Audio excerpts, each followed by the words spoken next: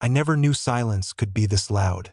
The clinking of silverware, the murmur of conversation, the occasional burst of laughter from another table. All of it felt distant, muted, like I was hearing the world from underwater. But inside me, a storm was raging. Laura stood in front of me, her arms crossed, her lips pressed together in a thin, determined line. Her eyes burned with something I couldn't quite place. Defiance? Victory? Maybe both. "Stay and listen or walk away," she said. It was like it was a fair choice, voiced as if there was an option where I didn't lose. The restaurant had gone eerily quiet, like the world itself had paused to watch my life fall apart. A few tables away, a waiter froze mid-step, his tray trembling in his hands. A couple at the bar turned their heads, their conversation forgotten. Eyes darted between us, some curious, others embarrassed to be witnessing something so personal unfold in real time. I swallowed hard, my mouth dry. I should have seen this coming. I should have noticed the signs, but I hadn't. Let me take you back to how it all started. Laura and I had been married for 9 years. Not perfect years, but solid ones. We weren't one of those couples who pretended to be madly in love every second of every day. But we were good together. Or at least I thought we were. I worked in software development, long hours, sure, but they paid well. Laura, on the other hand, had a job she claimed to love. Marketing for some trendy lifestyle brand. She had always been outgoing, always the center of attention in any room. She could charm her way into or out of anything, and I loved that about her. Until I didn't. Until I realized I had been the one getting played. The first crack appeared about 6 months ago. Laura started going out more. Work dinners, she called them. Networking events, happy hours. She had never been a homebody, but it was different this time. There was an urgency to her absences, a kind of excitement that had nothing to do with business meetings. She smelled different when she came home. Not perfume exactly, just different. And then there was the phone. Always in her hand, always tilted away from me when she texted. I should have confronted her sooner. I should have asked questions before the answers became too obvious to ignore. But I didn't. I convinced myself I was imagining things, that I was being paranoid. Then, 2 weeks ago, I found the message. It wasn't even hidden. It popped up on her phone screen while it was sitting on the kitchen counter. A preview of a text. 7 words that ripped the floor out from under me. "Last night was amazing. I can't stop thinking about you." I stared at it, my breath caught in my throat. I didn't recognize the number. There was no name attached to it. But I knew. My hand shook as I reached for the phone, but just as I picked it up, Laura walked into the room. She froze for a split second, then recovered so fast that if I hadn't been watching closely, I might have missed it. "You're snooping through my phone now?" she snapped, snatching it from my hand. "Jesus, Everett, have some trust." Trust. I laughed. I actually laughed.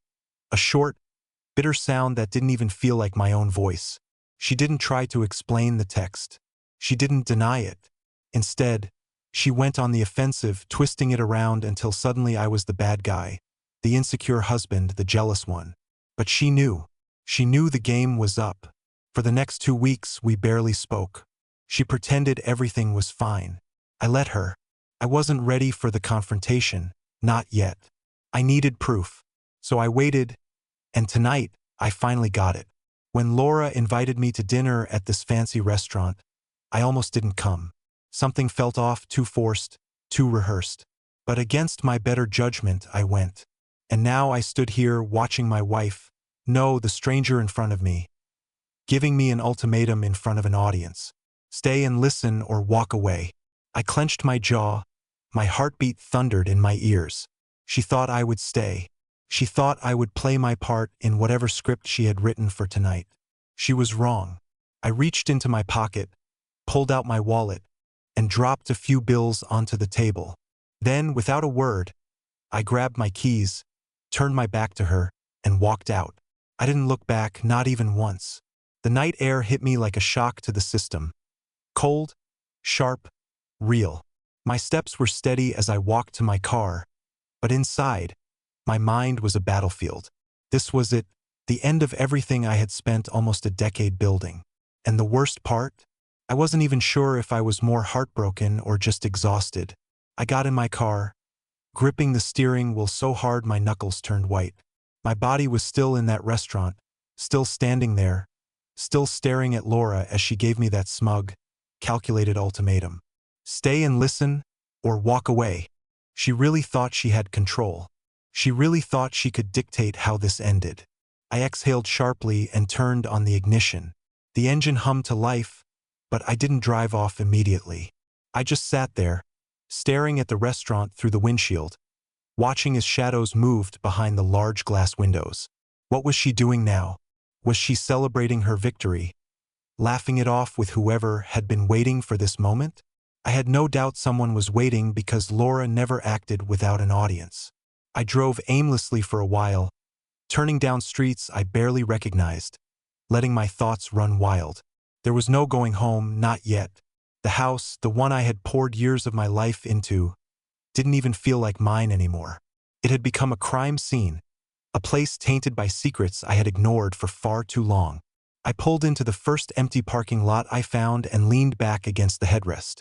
My heartbeat had slowed, but the weight in my chest was unbearable. How did I let it get to this? How did I not see it coming? Except I had.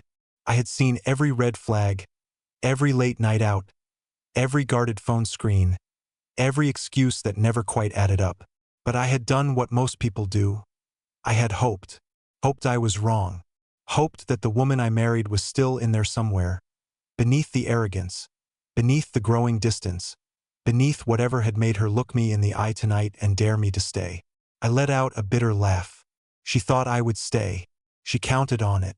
She had spent years learning my moves, learning my patience, learning exactly how to push me to the edge but never over it. Until tonight, somewhere between replaying the night in my head and convincing myself to move, my phone buzzed. I almost didn't check it, but some masochistic part of me needed to see it. I glanced at the screen. Laura, dramatic much? You could have at least had a conversation like an adult instead of storming out like a child. I stared at the message, my grip on the phone tightening. She wasn't sorry. She wasn't panicked. She wasn't trying to fix things. She was mocking me. I should have deleted the message, thrown my phone into the passenger seat, ignored it completely. But my fingers had a mind of their own. Me, you wanted an answer. You got it. 3 dots appeared immediately, then stopped, then started again. I waited. Then the message came through. Laura, that's it? You're really going to throw everything away without even talking? Talking? As if I hadn't been trying to talk for months? As if I hadn't already known where this was going the moment I read that message on her phone 2 weeks ago? But what was there left to say? I started typing, then deleted it.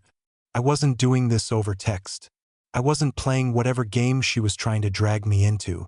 Instead, I tossed my phone onto the seat and pulled out of the parking lot. I knew where I needed to go. By the time I pulled up to the house, the lights were on. She had beaten me home, of course she had. She was waiting for a fight, for an apology, for another chance to twist the knife. I wasn't sure, but I wasn't afraid to find out. I got out of the car, walked up the driveway, and unlocked the door. Inside, the house felt too warm, too still. It was suffocating. Then I heard movement, and there she was, standing in the kitchen, wine glass in hand, like nothing had happened, like this wasn't the beginning of the end. She tilted her head slightly when she saw me, her expression unreadable. You left before I could explain, she said, her tone light, almost teasing. I let out a slow breath, forcing myself to stay calm. Explain what? I asked, crossing my arms. Why you've been lying to me. Why you're suddenly playing the victim. Her lips curled into a smirk. A smirk. God, I wanted to scream, but I didn't. Instead, I did something that finally wiped that smirk off her face. I pulled out my phone, opened the messages, and turned the screen toward her. Her eyes flickered to it for only a second before she rolled them dramatically, taking another sip of her wine. That's what this is about, she scoffed. Everett, come on. It's not what you think. I stepped closer. So tell me, What exactly am I thinking? She hesitated. That was all the answer I needed. I shook my head, shoving the phone back into my pocket. You know what? It doesn't matter. Because I'm done. Her smirk faltered. Done with what? This? I gestured between us. You. Whatever twisted game you're playing. For the first time all night, something flickered across her face. Annoyance? Panic? Couldn't tell. She set the wine glass down with a sharp clink. You're really walking away? She said, her voice softer now. I nodded. Her mouth opened like she was about to say something, but I didn't wait.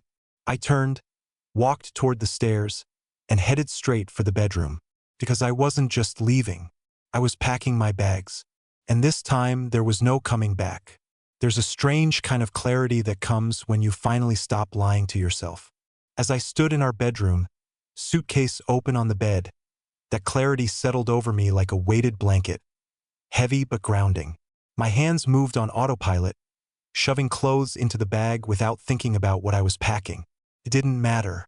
Nothing in this house mattered anymore. Downstairs, I could hear Laura moving, pacing. She wasn't used to losing control. She thought she knew me, thought I would cave, thought I would sit down and let her spin whatever twisted excuse she had prepared. But I was done listening. I reached into the closet and grabbed more clothes, barely processing what I was taking. Shirts, jeans, socks. I wasn't thinking about what came next, where I'd go, how I'd rebuild my life. All I knew was that I couldn't stay here, not one more second. Footsteps, then her voice, low, sharp, laced with irritation. Are you seriously packing?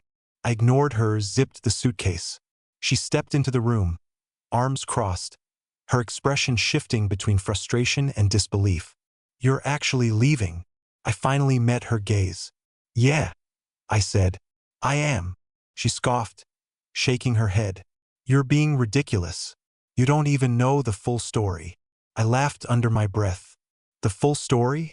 You think I need more details? What? Should I sit down and let you explain how last night was amazing? Didn't mean what I thought it did. Her jaw tightened. It's not that simple. It never is with you, is it? I shot back, shoving the last of my things into the suitcase. Laura took a step closer. Everett, just stop for a second. Let's be rational. You can't just walk away from 9 years over. Over what? I cut in. Over your lies? Over you making me feel like an idiot for months, while you did whatever the hell you wanted behind my back. Her lips parted slightly, like she was about to deny it. Then she closed her mouth. No excuses left. That silence was all the proof I needed. I grabbed my suitcase and moved toward the door, but she blocked my path. You're really going to do this? She said, her voice lower now. You're just going to walk out and pretend like we never existed? I exhaled slowly, gripping the suitcase handle so tightly my fingers ached. You did that first. That hit something in her. I saw it in her eyes. But I didn't wait for a response. I stepped past her, brushing against her shoulder as I left the room. I had one foot on the stairs when she spoke again. I thought you were stronger than this, she muttered. Guess I was wrong. I stopped. Not because I was second-guessing myself, not because I wanted to turn around, but because that was classic Laura. Twisting the knife, trying to make me feel like the weak one, like I was the one giving up, when in reality, she had thrown this marriage away long before I packed this bag. I turned my head slightly, just enough to glance at her over my shoulder. Yeah, I said. I guess we were both wrong about a lot of things.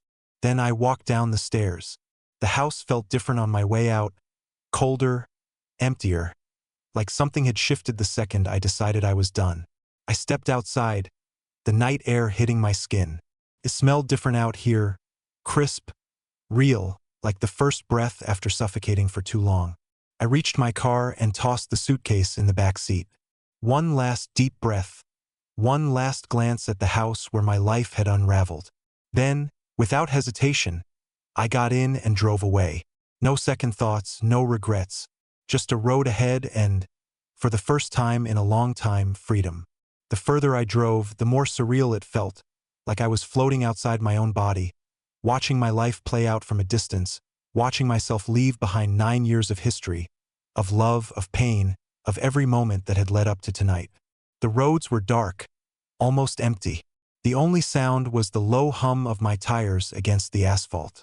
My hands were steady on the wheel, but inside, my mind was a battlefield. There was no going back now.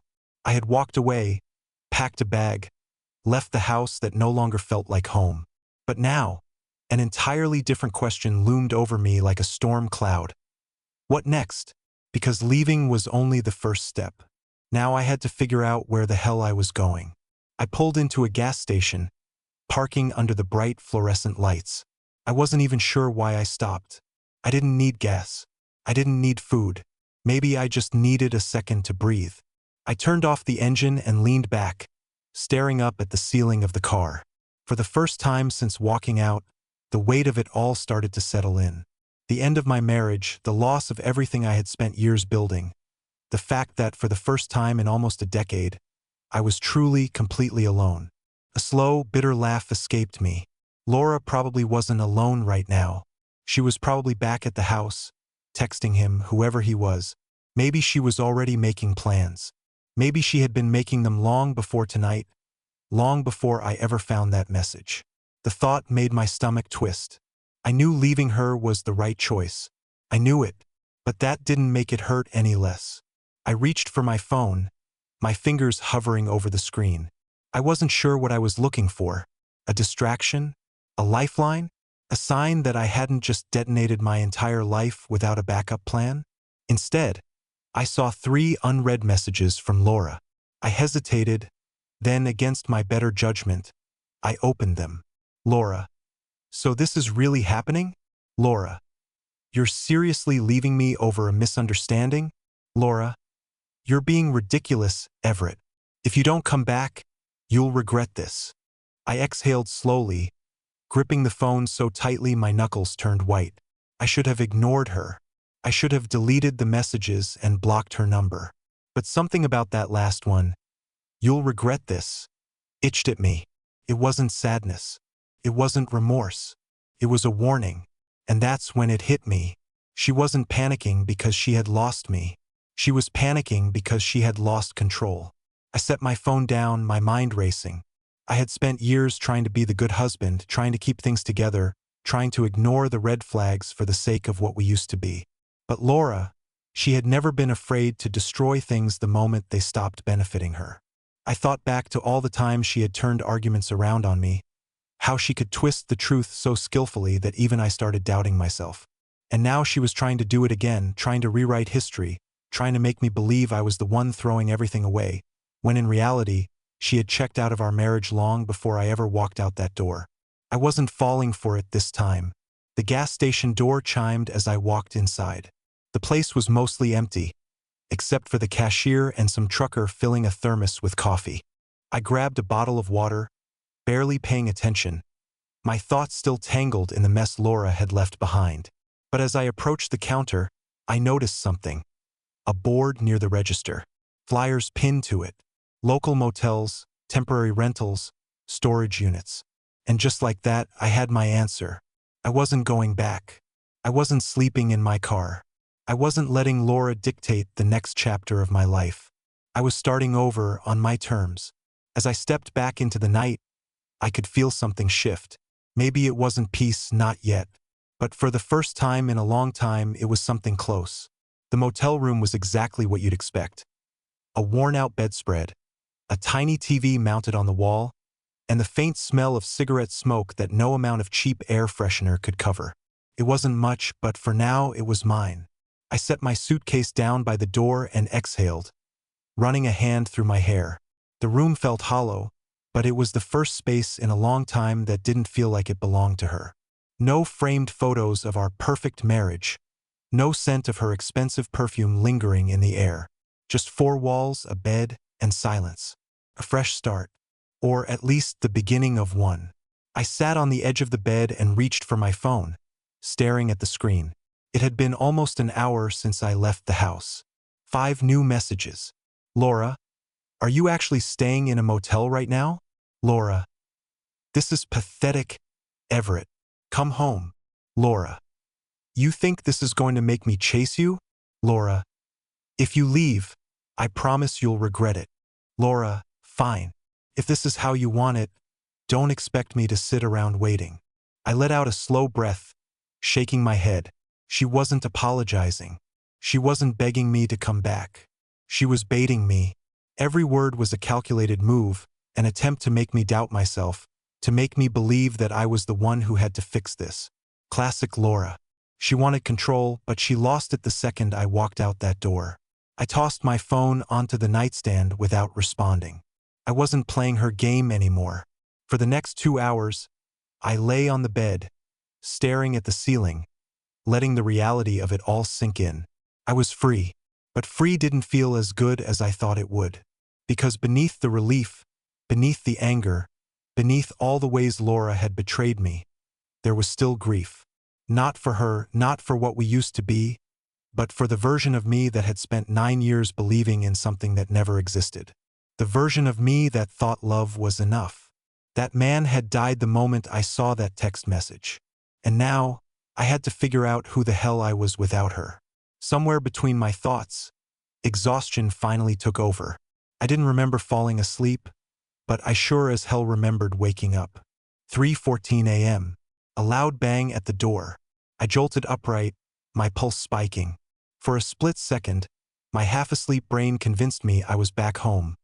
That this was just another restless night. Another sleep-deprived moment waiting for Laura to come home at some ungodly hour.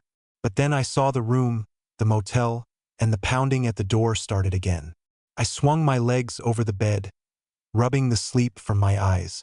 Then a voice. Everett, open the damn door. Laura. I froze. What the hell was she doing here? I stood there for a second, debating my options. I could ignore her, pretend I wasn't here. But I knew Laura. She wasn't the type to walk away. I crossed the room and opened the door just enough to see her standing there, arms folded, dressed in leggings and one of my old hoodies, a look of sheer determination on her face. You're really making me come all the way out here? She snapped, pushing past me before I could stop her. I clenched my jaw, shutting the door behind her. You shouldn't be here. And you shouldn't be here, she shot back, gesturing to the motel room. Jesus, Everett, you think running away is going to fix anything? I let out a bitter laugh. Running away? That's rich, coming from you. She rolled her eyes. Oh, here we go. Another pity party about how I'm the villain and you're just some poor, helpless husband who did nothing wrong. Something in me snapped. I took a step closer, lowering my voice. You lied to me. Laura didn't flinch. I never lied. I scoffed. Really? So what was that text, then? She crossed her arms tighter, shifting her weight. You don't know the full story. I know enough, I said, shaking my head. I know you've been sneaking around. I know you've been playing me for months. And I know you sure as hell didn't expect me to finally walk away. Her jaw tightened. That hit a nerve. Is that what this is about? She asked, tilting her head. Your ego? You just wanted to be the one to leave first. I stared at her, unable to believe what I was hearing. Her words weren't laced with regret. She wasn't trying to fix things. She was angry that I had beaten her to it. I exhaled sharply, running a hand through my hair. You know what, Laura? I don't even care anymore. She blinked, caught off guard. Excuse me? You heard me, I said, voice steady. I don't care what your excuse is. I don't care about the full story. I don't care about you. For the first time, I saw something crack in her. She had expected a fight. She had expected me to be bitter, broken, desperate to fix us. But I wasn't. Not anymore. I grabbed my bag, threw on my jacket, and stepped past her. Where are you going? She demanded. Somewhere you can't follow, I said without looking back. And then, just like before, I walked out the door, leaving her behind again. The night air hit me like a slap to the face, but I welcomed it. It was better than the suffocating heat of that motel room. Better than being trapped in Laura's presence. Better than watching her try to manipulate me into staying. She had followed me. She had stood there, knocking on my door at 3 a.m., demanding I explain myself, as if she was the victim. I shook my head, laughing bitterly as I walked across the parking lot toward my car. This was who she was. This was who she had always been. She didn't want me. She wanted control over me. I unlocked the car and slid into the driver's seat, gripping the steering wheel with both hands. My head was still spinning from the encounter. How had I spent 9 years with someone like that? How had I let it go on for so long? I had ignored the red flags, excused the late nights, convinced myself that love meant enduring. But love wasn't supposed to feel like war, and I was done fighting. I exhaled sharply, started the engine, and pulled out of the parking lot. I had no idea where I was going. I just knew I wasn't staying. I drove for what felt like hours, taking back roads, letting my thoughts unravel with every mile. Somewhere along the way, I passed the outskirts of town, the places I never bothered going because Laura had never cared for them. The old diners, the rundown gas stations, the forgotten roads leading to nowhere. And then I saw it. A small 24-hour diner, glowing in the dark like some kind of beacon. It was empty except for an old pickup truck parked outside. And right then, that was exactly what I needed. A place with no history. A place where no one knew me as Laura's husband. I pulled in, parked, and stepped inside.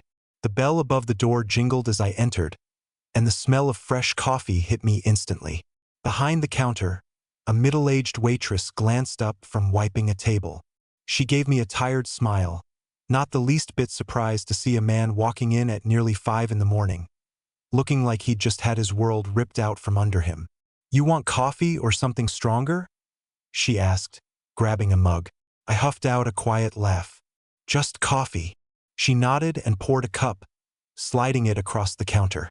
I took a seat in the booth farthest from the window, staring into the dark liquid like it might hold some kind of answer. The place was quiet, peaceful, a welcome contrast to the chaos I had just walked away from. And for the first time in hours, I let my mind slow down. But peace never lasts, does it? Because just as I took my second sip of coffee, my phone buzzed. Laura. I let it ring. Then another text. Laura. Everett. Pick up the damn phone. Then another. Laura. You think you can just disappear? Then another. Laura. Fine. You don't want to talk? Maybe you want to talk to your lawyer instead. I froze. My lawyer. I clenched my jaw, gripping the phone tighter. I hadn't even thought about that yet. About the legal mess, about the house, about what the hell would happen next. But of course Laura had. She had already moved to the next phase of her little game. Something wrong. The waitress's voice pulled me back. I blinked, shaking my head slightly before forcing a smile. Nothing I can't handle, I muttered. She gave me a knowing look but didn't press. Instead, she poured me another cup and walked away. I stared at the screen again, my pulse hammering. I should have been furious. I should have wanted to throw my phone across the diner. But all I felt was exhaustion. Laura had spent years making me question myself, making me feel like I was the problem. I wasn't about to let her keep doing it. Not anymore. I locked the phone and shoved it into my pocket. She could call a lawyer. She could throw whatever threats she wanted at me. But she couldn't make me care, because I was done playing her game. I took another sip of coffee, leaning back against the booth. For the first time in a long time, I felt something close to peace. And no matter what Laura tried next, I wasn't going back. I should have felt more, sitting there in that empty diner, staring at the phone screen. I should have been furious. I should have felt betrayed, broken, devastated.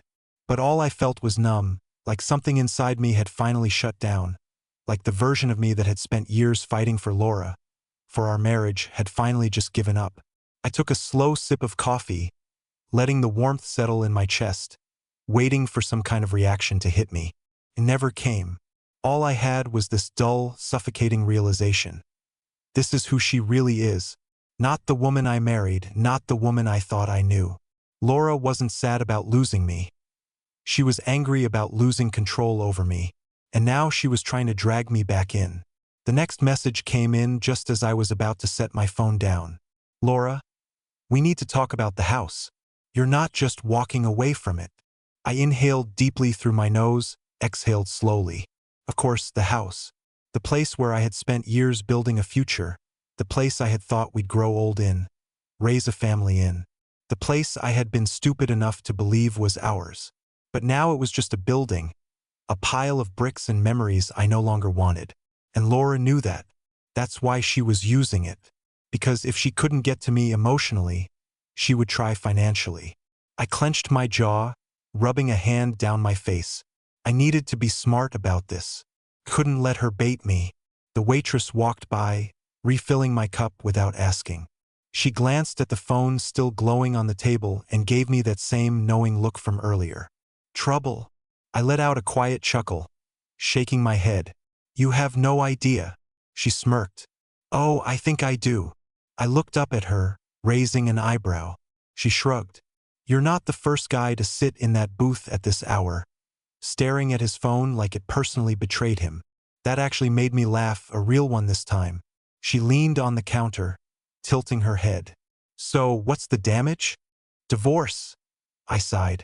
Something like that. Her eyes softened a little, but she didn't say anything, just topped off my coffee again and walked away. It was weirdly comforting. She didn't ask questions, didn't pry, just acknowledged what I was going through and let me be. It was the first conversation I'd had all night that didn't feel like a battle. I sat there for another hour thinking about what came next. I knew Laura. I knew she wasn't done. This wasn't just about the house or the money. It was about winning, and she would try everything she could to drag me back in. But I wasn't letting that happen. I had spent too much time reacting to her. Now it was time to take back control. I paid for my coffee, left a generous tip, and walked outside. The sun was just beginning to rise, casting long shadows across the parking lot. A new day, a new life. I took out my phone, scrolling through my contacts. Then I made the call to my lawyer. It was time to end this for good. I had always imagined that if my marriage ever fell apart, it would be some dramatic, movie-style moment. Fury, screaming, accusations flying back and forth like bullets in a war neither side could win. But the truth? It ended with a phone call, a quiet, calculated decision, one that Laura never saw coming. I stood outside the diner, the crisp morning air waking me up more than the gallons of coffee I just consumed. My phone was still pressed to my ear, ringing. 1, 2, 3. Then a click. Everett. My lawyer's voice was groggy, too early for normal people, but I wasn't normal anymore, not after the night I had just had. I need to file for divorce, I said. My voice calm, steady, unshaken. Pause, then a sigh. All right, he said, his voice clearing. Let's do it right. You sure about this? I looked out at the horizon, the sun peeking over the edge of the world like a quiet promise. Yeah, I said. I'm sure. The next few weeks were a blur of paperwork and negotiations. Laura, of course, didn't make it easy. She tried everything. Gaslighting, guilt-tripping, even pretending to be hurt by my decision, as if I had somehow blindsided her. But I didn't engage. I didn't fight her anymore. I let my lawyer handle it, kept my replies short, factual. The less I gave her, the less she could twist. And that's what drove her insane. For the first time, she wasn't in control. The house? I let her have it. It wasn't home to me anymore. It was a cage, a place full of memories I no longer wanted. She thought she had one, thought she had gotten what she wanted, until she realized something. I had left her with bricks and furniture, but I had taken myself. And I was what she had spent years controlling, manipulating, owning. Without me, the house was just walls. Without me, her victories were empty. And that was the best revenge of all. I moved to a new city, got a new place, started fresh. Some days, it still felt strange, like I was a ghost walking through someone else's life, like I had spent so much time being her husband that I had forgotten how to be myself. But with every passing day, I felt lighter. I laughed more, slept better, woke up without a tightness in my chest, without the feeling that I had to brace for whatever emotional trap Laura had set for me. For the first time in a long time, I was free. One day, months later, I got a text. Laura, I hope you're happy. No anger, no smugness, just those 4 words. I stared at the message for a long time. Then, without replying, I deleted it, deleted her, and finally moved on.